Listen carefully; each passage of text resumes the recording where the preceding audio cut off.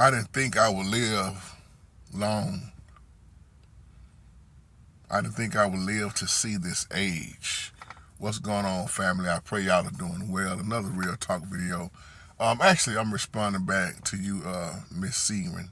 Um, Throughout my video pages, you was talking about the videos I did about, growing up in the hood, or how people don't understand hood people, et cetera, et cetera. And you were saying, how can the mentality of so many black people have that mindset of like, you can't get out the hood, or you can't do better, or you're gonna die early. See, when you grow up in the hood and you hang around a lot of hood people, as you get older, if you still left and living, see, people from the hood gonna understand this. And I hate to say it like this, but a reason, you see my title right, a reason why a lot of young people live the way they lived and even died the way they died, because their parents didn't live long. They didn't. You know how many people, if you sit down and talk to them, whether the age is 25 or 30, 40, 50. I'm talking to a brother right now who said he didn't think he was going to live to be past 25 years old because his daddy was gunned down at 25 years old or 24 years old. And some people will take that and base their lifespan off of it. I'm just being honest. I know people like this. And that's why you have a choice to make. You do not have to live that same lifestyle your daddy did, or your mother, vice versa, if she was out there in them streets. I got a close friend of mine. She's 50 on the dot now. She would tell me all the time, my mama died at 50. I don't think I'm going to make it past 50. See, we have to be careful what we speaking in our lives. I've even heard my mama say that because her mama died, what was Mimo? Was Mimo, I want to say 67? I think Granny died at 67. And I remember my mama just said this the other day. She said, son, just to be honest, I didn't think I was going to live past 67. Even a lot of my older generation would tell me things like that they didn't think they was going to live past 67 or 67 because that's the age that their mama died in. And then I look at my pawpaw. Pawpaw lived to be 90. He was in his 90s. I want to say he died at 95. And then I look at Miss Madden around the corner. She's 98 years old. Just turned 98. But in the hood, a lot of young men would speak that. Some of them never knew who their father was. Never knew. Let me say daddy. They never knew their daddy. So what happens is they get you get in your mindset, no hope. Just like when they interviewed Samuel L. Jackson. If anybody know about Samuel L. Jackson's past, how he would, get strung out. He tell you all the time he was strung out, he would get drunk or he would smoke. He said because he didn't think he was going to live that long. So if he said he was going to do something, he going to go out with a bang. He wasn't just go in the store and buy no one beer. Go get him a six-pack, let him drink the whole six-pack. Because he said, I didn't think I would live that long. Many rappers predicted their death. Most of these rappers that died in their 20s. So when you grow up in the hood and you see nothing but violence, selling dope, the crack, you name it, man, it goes on in the hood, it goes on in the ghetto. You'll hear youngsters saying, man, I'm just out here surviving. I'm just trying to survive out here on these streets. You don't hear them say, I'm just trying to live. They just say, I'm trying to survive. And I tell them all the time, you need to learn how to live. You need to learn how to live. The purpose of your life. You got kids. And the saddest thing that I see that breaks my heart the most is I see all these young men going to the grave or in the penitentiary and they got 3 or 4 kids left around here. And the kids following in that same pattern. Man, my daddy was gunned down at 22 years old. How did his son die? He got shot. How old was his son? 22 years old. He just turned 22. The mindset have to change. And that's why I know a lot of people who are not from the hood may not understand this, but those who was brought up in hard times and coming up through a hood, you'll notice it was a lot of people dead and gone. Because back in the day, they got smoked. A whole lot died by the gun. All the shootouts, the fights, I mean, you name it, the selling drugs, if the penitentiary didn't get them, the grave got them. And that's why they would live like that. Man, I ain't think I was going to make no 40. Not no 40 years old. And when you see some of them change their life, it's a huge blessing. It's such a blessing because their mindset have changed and they have been delivered now that they don't think that way, man. Hey, man, I understand why I'm here now. I understand God's purpose for me living, brother. I don't think like that no more. I don't act like that no more. I don't do people wrong like that no more. I repented from that lifestyle. I'm a new man in Christ now. I'm a new creature. Because it is.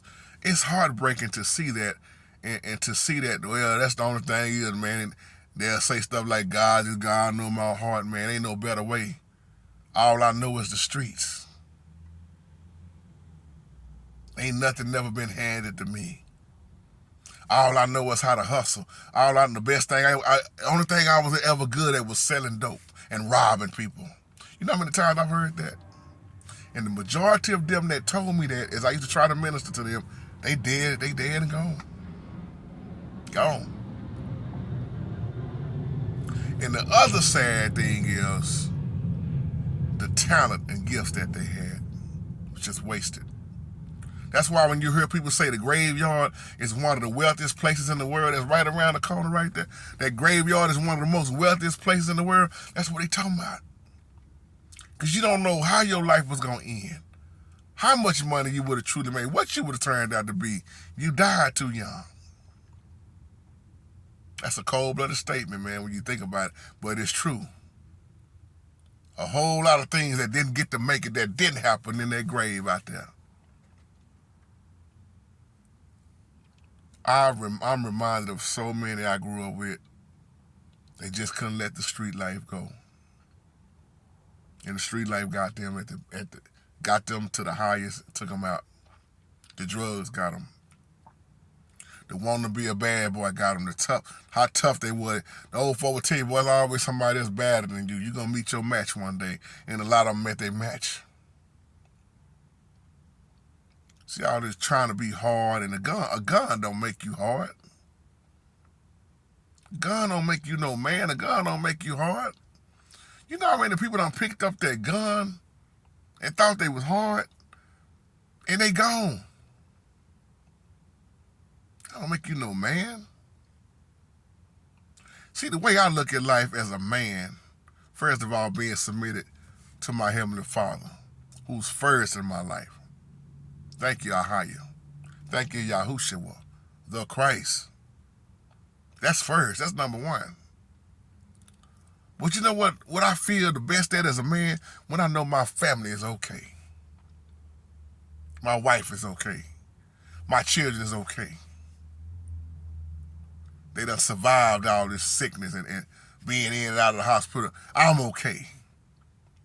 My wife tells me all the time, you're just simple. I am. I'm very simple. A real man takes care of his family and makes sure his family is okay. That's a highlight for me. I'm not saying I'm not going to ever want nice things, all this stuff. My focus is Ahaya and my family. When I know, one of my favorite things I like to do is just sit down and watch my kids eat. It just seemed like such a joyful moment for them when they sitting down and eat. And I sometimes Jay say, Daddy, why you just staring at us just to see you eat a meal? That's a highlight for me. To see them still healthy it's a highlight. But think about this. When you base your lifestyle off these streets, what do you think the outcome is going to be? I say this in my old videos, the streets got an expiration date. One day the time going to be up. Man, I used to pray with so many people that died in this neighborhood right here, not knowing a lot of time that was going to be my last conversation. Writing all these letters to the penitentiaries, going on that block, seeing them strung out, talking to them at the end of the street, seeing them at the corner stores, seeing them at funerals. I'm concerned about my brethren. I'm concerned about my sisters. I'm a concerned brother. That's why I do all I can while I can. And I don't care who get mad at me for telling them the truth. I love you, that's why. I'm gonna tell you the truth. How many people have went to the grave just this year alone? I know I said more than what the title says, but to me it all ties in together in so many ways, because when I think about how many people I knew that grew up with that mentality, man, I didn't think I was gonna live this long, no way. That's why they kept running the streets. Kept hopping in and out of them cars, a lot of them women. The prostitutes, the drugs, man. Some phone calls I got, I never thought it would have been that phone call from that individual who never used to smoke, never used to drink, and the way they died, they OD'd. What happened to him? He went crazy. Old girl took the kids from him. He didn't have no other reason to live. That's mind-blowing to me. People I thought that was real strong took themselves out. So on that note, I love y'all. Y'all take care. Have a wonderful, blessed day. Shalom.